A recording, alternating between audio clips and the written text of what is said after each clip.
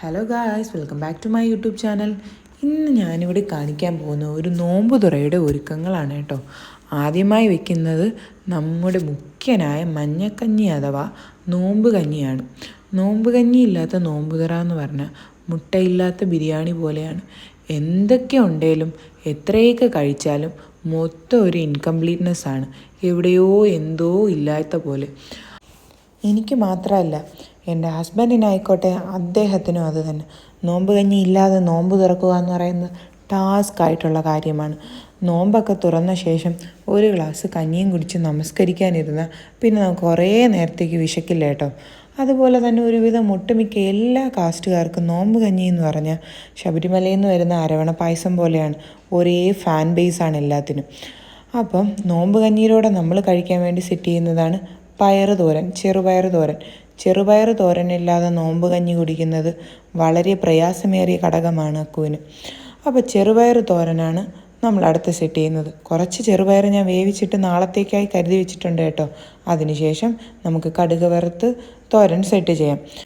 എൻ്റെ കുഞ്ഞിലേക്ക് ഈ നോമ്പ് കഞ്ഞി എന്ന് പറഞ്ഞാൽ തറാവി കഴിഞ്ഞ് പള്ളി പിരിയുമ്പോൾ കിട്ടുന്ന ഒരു കഞ്ഞിയാണ് കേട്ടോ. അത് വീട്ടിലുണ്ടാക്കാമെന്നോ അതിൻ്റെ പിന്നിലെ കാര്യങ്ങൾ എന്തെന്നോ ഞാൻ ഇതേവരെ ചിന്തിച്ചിട്ടില്ല.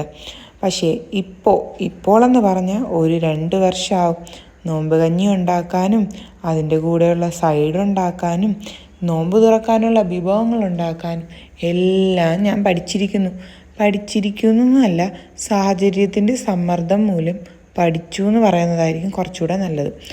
അങ്ങനെ നോമ്പ് കഞ്ഞിയും തോരനും സെറ്റ് ചെയ്ത ശേഷം അടുത്ത നമ്മുടെ വേദിയിലേക്ക് കടന്നു വരുന്നതാണ് മുട്ട ബജി എന്ന് പറയുമ്പോൾ എനിക്ക് കഴിഞ്ഞ നോമ്പിൻ്റെ ഓർമ്മയാണ് വരുന്നത്. കഴിഞ്ഞ നോമ്പിൻ്റെ സമയത്ത് ഇതുപോലെ ഞാൻ യൂട്യൂബിൽ നോക്കിയിട്ട് മുട്ട ബജി ഉണ്ടാക്കിയിട്ട് ബാറ്ററിൽ കുറച്ച് വെള്ളം മാത്രമേ കൂടിപ്പോയിട്ടുണ്ടായിരുന്നുള്ളൂ. പക്ഷേ എൻ്റെ മുട്ട ബജിയുടെ അവസ്ഥയെന്ന് പറഞ്ഞാൽ നനഞ്ഞ് തുണിയിട്ട അവസ്ഥയായിരുന്നു. അതുകൊണ്ട് ഇപ്രാവശ്യം ഞാൻ വളരെ ശ്രദ്ധയോടെയാണ് ബാറ്റർ മിക്സ് ചെയ്തത്. ഓരോ തുള്ളി വെള്ളവും അമൂല്യമെന്ന രീതിയിൽ ഞാൻ പതിയെ ഒഴിച്ച് നല്ല രീതിയിൽ മിക്സ് ചെയ്തെടുത്തു. അറ്റ് ലാസ്റ്റ് നല്ല അടിപൊളി ബാറ്റർ തന്നെ ഞാൻ സെറ്റ് ചെയ്തെടുത്തു. അതിൽ മുക്കി പൊരിക്കുന്ന ഓരോ മുട്ടയും കാണുമ്പോൾ എനിക്കൊരു പ്രത്യേക അനുഭൂതി തോന്നി കേട്ടോ. സാധാരണ ഈ പൊരിപ്പ് പലഹാരങ്ങളൊന്നും ഞാൻ വീട്ടിലുണ്ടാക്കാറില്ല കേട്ടോ. അത് ആദ്യത്തെ 2-3 നോമ്പിന് മാത്രമേ കാണുള്ളൂ, പിന്നെ അങ്ങോട്ട് കാണൂല. പുറത്തുനിന്നാണ് മേടിക്കാറ് പതിവ്. ഇപ്രാവശ്യവും അക്കു പുറത്തുനിന്ന് വന്നപ്പോൾ കട്ട്ലറ്റും മീറ്റ് റോളും വേറെ എന്തോ ഒരു ഐറ്റവും കൂടെ മേടിച്ചിട്ടുണ്ടായിരുന്നു. അതുകൊണ്ട് എൻ്റെ മുട്ട ബജിക്ക് അധികം ഡിമാൻഡ് ഇല്ലായിരുന്നു. എന്നാലും കുഴപ്പമില്ല. പക്ഷെ നമുക്ക് ഏറ്റവും പെട്ടെന്ന് തട്ടിക്കൂട്ടാൻ പറ്റുന്ന ഒരു വിഭവമാണ് മുട്ട ബജി എന്നുള്ളതാണ് ഇതിൻ്റെ യാഥാർത്ഥ്യം. വെറും 5 മിനിറ്റിനുള്ളിൽ മതി എല്ലാം ചെയ്ത് തീർക്കാൻ വേണ്ടിയിട്ട്.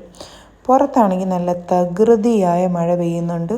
അതുകൊണ്ട് ഈ ആദ്യത്തെ നോമ്പ് എങ്ങനെ പോയി എന്നുള്ളത് ഒട്ടും അറിഞ്ഞില്ല. പക്ഷെ 2ാമത്തെ നോമ്പ് അടിപൊളിയായിരുന്നു. നല്ല രീതിയിൽ മനസ്സിലായി അതെങ്ങനെ പോയിന്ന്. ഇനി നമുക്ക് കുറച്ച് കട്ട് ഫ്രൂട്ട്സ് സെറ്റ് ചെയ്യാം. അടുത്ത നമ്മുടെ മെയിൻ വിഭവമാണ് കട്ട് ഫ്രൂട്ട്സ്. നല്ല തണുത്ത വെള്ളം കുടിച്ച ശേഷം നല്ല തണുത്ത കട്ട് ഫ്രൂട്ട്സ് കഴിക്കുമ്പോൾ കിട്ടുന്ന ഒരു കുളിർമയുണ്ടല്ലോ, അത് വളരെ നല്ലതാണ്. അങ്ങനെ ഇങ്ങനെയൊന്നും പറഞ്ഞറിയിക്കാൻ പറ്റില്ല കേട്ടോ. അപ്പം ഈ റമദാൻ മാസം തുടങ്ങിക്കഴിഞ്ഞാൽ എൻ്റെ വെജിറ്റബിൾ ട്രേക്കകത്ത് 50% ഫ്രൂട്ട്സ് ആയിരിക്കും, വെജിറ്റബിൾ ആയിരിക്കില്ല. ഞാൻ വാങ്ങിക്കുന്ന പാടെ തന്നെ കഴുകിയെല്ലാം വെജിറ്റബിൾ ട്രേക്കകത്ത് സൂക്ഷിക്കും. ഇപ്രാവശ്യം കിട്ടിയ വാട്ടർ മെലൺ ഒട്ടും കൊള്ളൂലായിരുന്നു കേട്ടോ. ഒട്ടും മധുരവും ഇല്ലായിരുന്നു. അതൊക്കെ ഒരു വല്ലാത്ത അവസ്ഥയായിരുന്നു. പിന്നെ ഉള്ളത് കൊണ്ട് ഓണം പോലെ എന്നുള്ള രീതിയിൽ ഞാൻ അതിൻ്റെ വെളുത്ത ഭാഗങ്ങളെയൊക്കെ ശ്രദ്ധാപൂർവം കട്ട് ചെയ്ത ശേഷം നല്ല ചുമന്ന ഭാഗങ്ങൾ മാത്രം നമുക്ക് കഴിക്കാനായി കട്ട് ചെയ്തെടുത്തു. പക്ഷേ ഇത്രയൊക്കെ ചെയ്തോളൂ എങ്കിലും എല്ലാം ബാക്കി വന്നു കേട്ടോ. അതിനുശേഷം നമ്മൾ സെറ്റ് ചെയ്യുന്നതാണ് തണുത്ത വെള്ളം. ഇതോടെ നമ്മുടെ ആദ്യത്തെ ഒരുക്കം തീരുകയാണ് കേട്ടോ.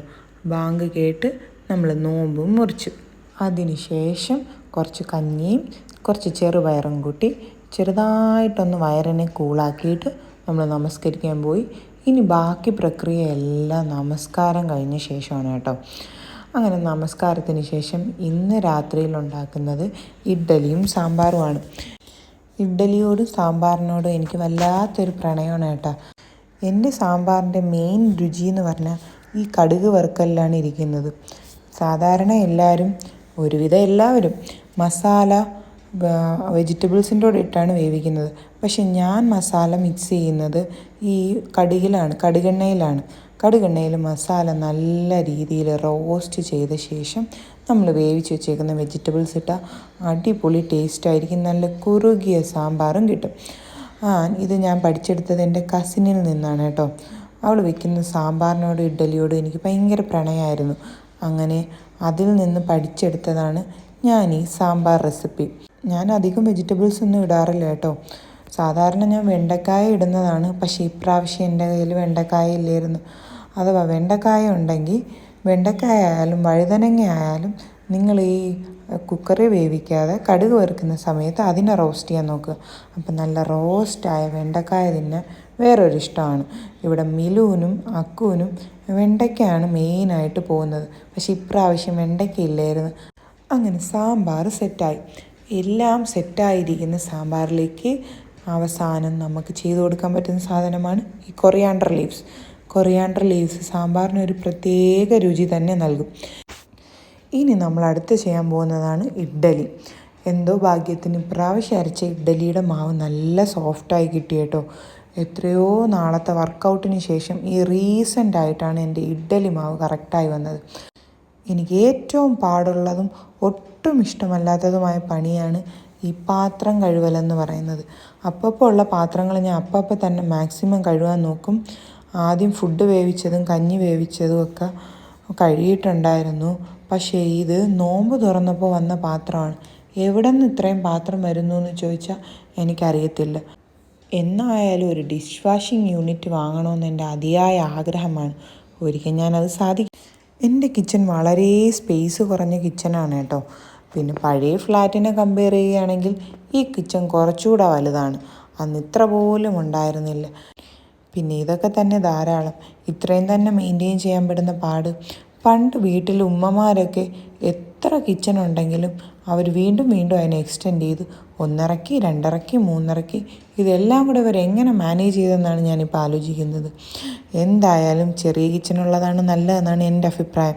അവസാനം പാത്രങ്ങളെല്ലാം വാഷ് ചെയ്ത് സെറ്റ് ചെയ്ത് മുല്ലപ്പെരിയാർ ഡാം തുറന്നു വിട്ട ശേഷം ഇനി സിങ്ക് കഴുകലാണ്. സിങ്ക് കഴുകി സെറ്റ് ചെയ്താൽ എൻ്റെ പണി ഇന്ന് അവസാനിച്ചു. ഇനി ഫുഡ് കഴിച്ച ശേഷമുള്ള പാത്രമാണ്. അത് പിന്നെ കുഴപ്പമില്ല. ഞാനും മിലുവും ഒരു പ്ലേറ്റിലാണ് കഴിക്കുന്നത്. അവൾക്ക് കൊടുത്ത ശേഷം ഞാൻ കഴിക്കും. പിന്നെ ഹസ്ബൻഡ്, അതൊന്നോ രണ്ടോ പാത്രമേ കാണത്തുള്ളൂ. ഇതോടെ ഡോറയുടെ ഇന്നത്തെ പ്രയാണം അവസാനിക്കുകയാണ്.